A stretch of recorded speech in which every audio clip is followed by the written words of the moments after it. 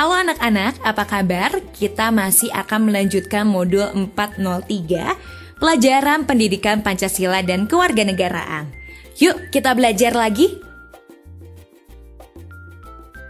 Masih di bab 1, kita akan membahas sistem pemerintahan pusat ya anak-anak.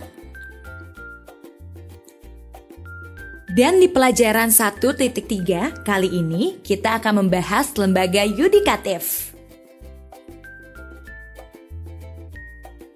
Tujuan pembelajarannya agar anak-anak dapat mengenal dan mengetahui mengenai lembaga yudikatif di Indonesia. Yuk kita simak lembaga yudikatif seperti apa. Jadi, lembaga yudikatif adalah suatu lembaga yang mengawasi jalannya perundang-undangan dan memiliki kewenangan untuk menegakkan hukum dan keadilan.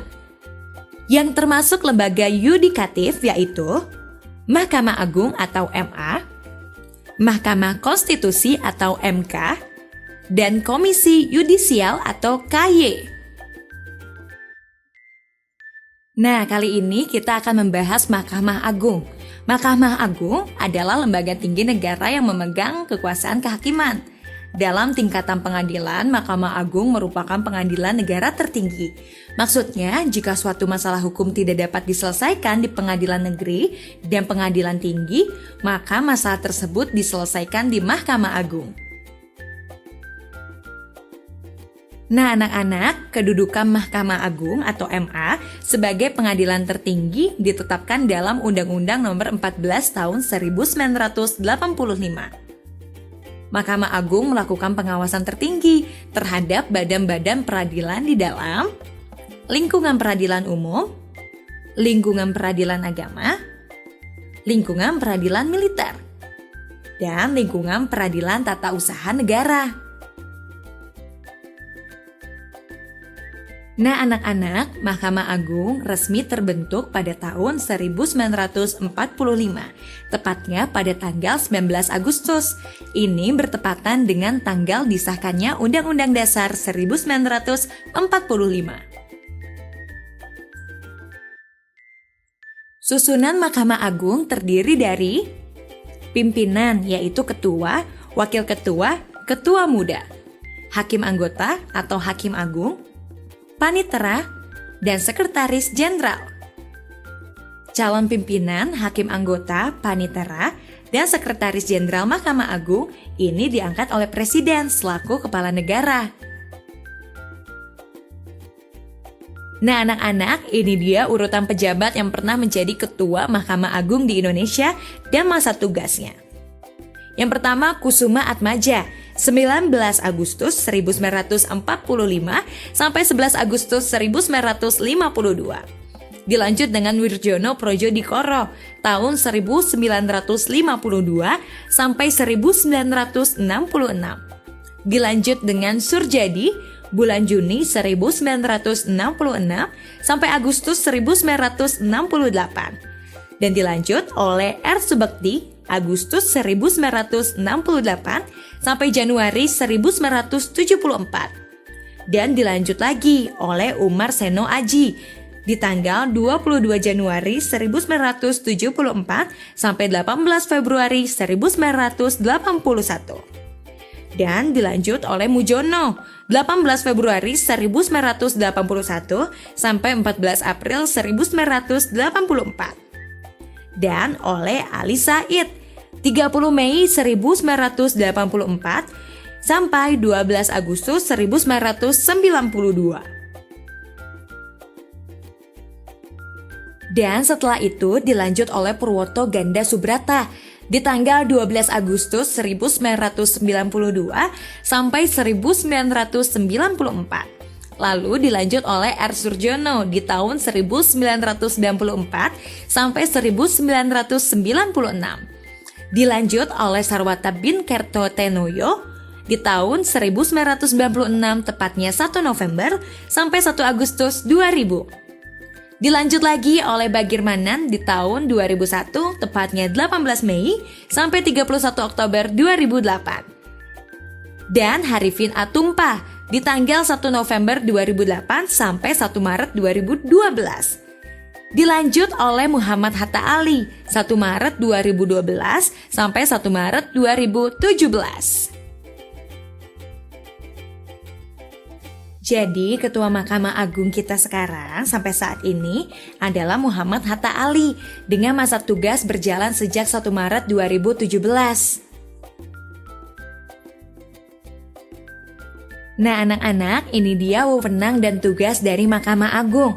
Antara lain, mengukuhkan dan membatalkan putusan dan penetapan pengadilan di tingkat kasasi, melakukan pengawasan tertinggi terhadap penyelenggaraan pengadilan di semua lingkungan peradilan, dan memberi nasihat kepada Presiden dalam hal pemberian grasi, amnesti, abolisi, dan rehabilitasi.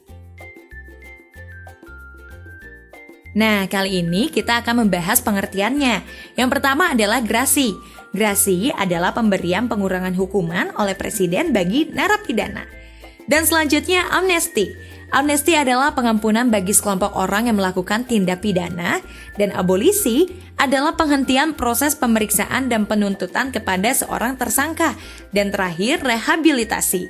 Rehabilitasi adalah pemulihan hak, keadaan atau nama baik seseorang seperti sebelumnya. Setelah Mahkamah Agung, ada Mahkamah Konstitusi. Mahkamah Konstitusi adalah suatu lembaga tinggi negara yang memiliki kekuasaan kehakiman atas urusan ketatanegaraan atau undang-undang. Jadi dalam hal ini, Mahkamah Konstitusi meninjau, membahas, dan memutuskan pemberlakuan atau pembatalan suatu undang-undang yang dituntut oleh masyarakat karena dianggap tidak adil atau tidak disukai. Jadi anak-anak, maksudnya adalah jika ada suatu undang-undang yang tidak disukai oleh masyarakat, maka bisa diadukan ke Mahkamah Konstitusi untuk dibahas lebih lanjut. Dan jika ternyata benar undang-undang tersebut bertentangan atau melanggar Undang-Undang Dasar 1945, maka undang-undang yang dimaksud dapat dibatalkan. Anak-anak, Mahkamah Konstitusi Republik Indonesia ini resmi terbentuk dalam sidang paripurna DPR pada tanggal 13 Agustus 2003, yang kemudian tanggal ini disepakati para hakim konstitusi untuk menjadi hari lahir MKRI. Perihal Mahkamah Konstitusi diatur dalam Undang-Undang Nomor 24 Tahun 2003 yang disahkan dan ditandatangani oleh Presiden Republik Indonesia saat itu, yaitu Megawati Soekarno Putri. Nah, anak-anak bisa melihat animasi dari gedung Mahkamah Konstitusi. Nah, anak-anak, inilah susunan Mahkamah Konstitusi yang berjumlah 9 orang. Terdiri dari ketua yang merangkap sebagai anggota, wakil ketua yang merangkap juga sebagai anggota, dan hakim konstitusi yang berjumlah 7 orang anggota. Nah anak-anak, jadi hakim konstitusi termasuk pejabat negara. Ketua dan wakil ketua Mahkamah Konstitusi dipilih dari dan oleh hakim konstitusi untuk masa jabatan selama 3 tahun ya. Ketua Mahkamah Konstitusi saat ini adalah Arief Hidayat yang bertugas sejak 14 Januari 2015. Nah anak-anak, kira-kira apa saja sih wewenang dan tugas Mahkamah Konstitusi?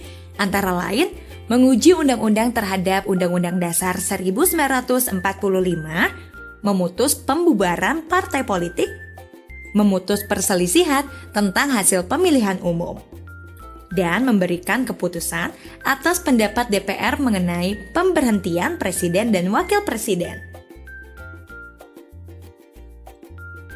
Kali ini kita akan membahas Komisi Yudisial. Jadi, Komisi Yudisial adalah suatu lembaga negara yang dibentuk berdasarkan Undang-Undang Dasar 1945 dan memiliki kewenangan dalam pengusulan pengangkatan Hakim Agung. Komisi Yudisial harus menjaga dan menegakkan kehormatan, keluhuran martabat, serta perilaku hakim. Jadi anak-anak, Komisi Yudisial merupakan lembaga negara yang bersifat mandiri dalam pelaksanaan wewenangnya, bebas dari pengaruh kekuasaan lainnya ya. Komisi Yudisial bertanggung jawab terhadap publik melalui DPR, ini dengan cara memberikan laporan tahunan dan membuka akses informasi secara lengkap dan juga akurat. Anak-anak, Komisi Yudisial resmi terbentuk pada tanggal 9 November 2001 dalam sidang tahunan MPR RI. Latar belakang terbentuknya Komisi Yudisial adalah respon terhadap tuntutan reformasi di tahun 1998. Antara lain penghormatan hak asasi manusia atau HAM, dan pemberantasan korupsi, kolusi, dan nepotisme, atau yang disebut dengan KKN. Anak-anak, perihal Komisi Yudisial ini diatur di dalam Undang-Undang Nomor 18 Tahun 2011 yang merupakan perubahan terhadap undang-undang sebelumnya, yaitu Undang-Undang Nomor 22 Tahun 2004. Nah, ini dia susunan Komisi Yudisial berjumlah 7 orang, terdiri dari ketua yang merangkap anggota, wakil ketua yang merangkap anggota, dan anggota 5 orang. Anggota Komisi Yudisial termasuk pejabat negara dan mempunyai masa jabatan selama 5 tahun ya anak-anak. Apa saja ya tugas-tugas dari Komisi Yudisial?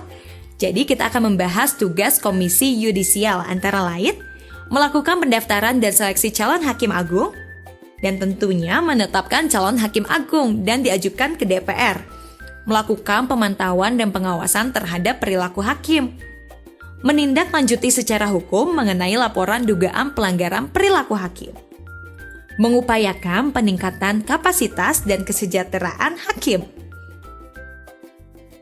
Pelajaran 1.3 selesai. Sekarang kerjakanlah latihan-latihan di buku kegiatan. Ayo terus semangat ya!